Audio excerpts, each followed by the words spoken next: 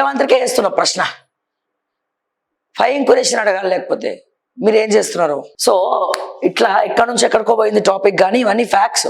ఇప్పుడు నవీన్ మిట్టల్ని సిసిఎల్ఏ అప్పచెప్పిను, తమ్ములేసినోడు ఎవడు? గవర్నమెంట్ మారినప్పుడు నవీన్ మిట్టలే. ఆల్రెడీ నా మీద నవీన్ మిట్టల్ డిఫర్మేషన్ లేచినాడు, నడుస్తున్నాయి. ఒకవేళ అరెస్ట్ చేస్తే జైల్లో పోయి కూర్చుంటా, ఎందుకంటే అన్ని కోర్టులు నేను ఇయ్యలేను కాబట్టి. వీళ్ళలాగా సిగ్గు తప్పి మేమేదో మిడిల్ క్లాస్ బతుకుతున్నాం, కష్టపడి సంపాదించుకుంటున్నాం. వీళ్ళలాగా అయితే కాదు, మందిని అడుక్కొని మంది పైసలు ముంచి ఇది చేసే బాపత్లం అయితే కాదు మేము. ఇప్పుడు ఏం చేస్తున్నాడు? బట్టితో బిజినెస్లు చేసుకుంటున్నాడు. ఎక్కడున్నాడు ఇప్పుడు? ఆయన ఎలక్ట్రిసిటీ డిపార్ట్మెంట్లో ఉన్నాడు. నవీన్ మిట్టల్ ఎక్కడ ఉన్నా సంపద సృష్టించే మనిషే, సంపద పెంచుకునే మనిషే. అతి త్వరలో నవీన్ మిట్టల్ ఏ రకంగా ఇప్పుడు ఈ ఎలక్ట్రిసిటీలో వేలు పెట్టి ప్రిన్సిపల్ సెక్రటరీ అయింది కదా, ఏ రకంగా పైసలు సంపాదిస్తుండో అతి త్వరలో స్పెషల్ స్టోరీ చేసి విత్ ప్రూఫ్స్ చేసి చూపిస్తాను నేను. With proofs, not without proofs, only with proofs.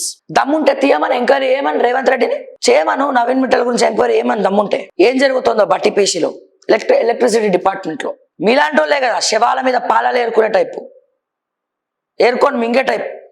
ఇక మర్చిపోయినాయి ఇవాళ ఎందుకు దిగాలే అన్నట్టు. బట్టి సార్ ఎందుకు సార్ వ్యక్తిగత కక్షలు ఉంటాయా సార్? నన్ను ఎందుకు పిలవలేదు సార్ పెళ్ళికి? మీ అబ్బాయి పెళ్ళి ఇవాళ ఎంత ఏ శంషాబాద్ అరేనాలోనో ఎక్కడనో చేయండి అంటే నిజంగానే పోయి అరేనాలో పెట్టారు కదా పెళ్ళి. బట్టి సార్ ఎట్లా సార్? ఆడబిడ్డల్ని పెళ్ళికి పిలవకపోతే ఎట్లా సార్? మీరు ఎందుకు పిలవలేదు సార్? నేను హర్ట్ అయినా సార్, నేను వాకౌట్ చేస్తే ఇప్పుడు పిలవాలి కదా సార్.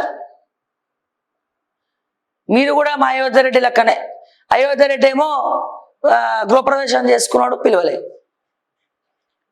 మీరేమో కొడుకు పెళ్లి చేసుకుంటున్నారు, పిలుస్తలేరు.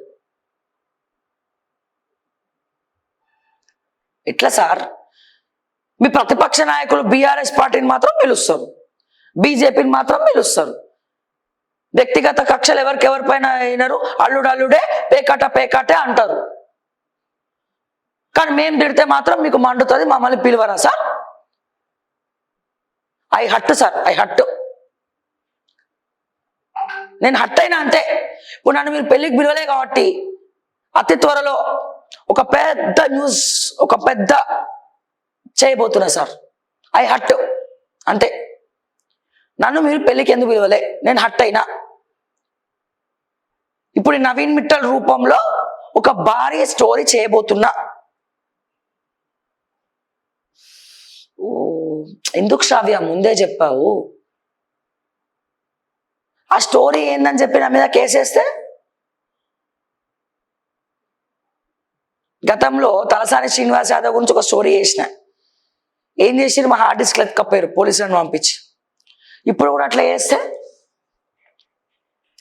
ఎట్లా నువ్వు అట్లా నువ్వు ఆలోచించాలి కదా, ముందే చెప్తావా నువ్వు? అట్లా అరెస్ట్ చేస్తే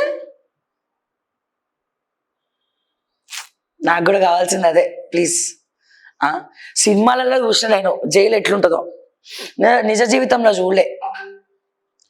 సో ఒకసారి చేస్తే బాగుంటుంది. బట్టి సార్ ఎందుకు పిలవలేదు సార్? పెళ్ళికి పిలిచుంటే అయిపోయేది కదా. ప్లీజ్ పోనీ ఒక పని చేయండి, పెళ్ళికి పిలవలే కదా, పెళ్ళికి పిలవకపోయినా ఇప్పుడు తర్వాత పెళ్ళైన తర్వాత మీకు వంశాంకుడో లేకపోతే ఎవరో వస్తారు కాబట్టి ఫస్ట్ బర్త్డే కన్నా పిలవండి సార్, ఓకేనా? మర్చిపోదు ప్లీజ్ సార్. ఇవాళ పెళ్ళి కాబట్టి నేను ఇంకా అంతకన్నా ఎక్కువ ఏం మాట్లాడతలేను సార్. మీ అబ్బాయి పెళ్ళి అయిపోయినాక మనం మాట్లాడుకుందాం.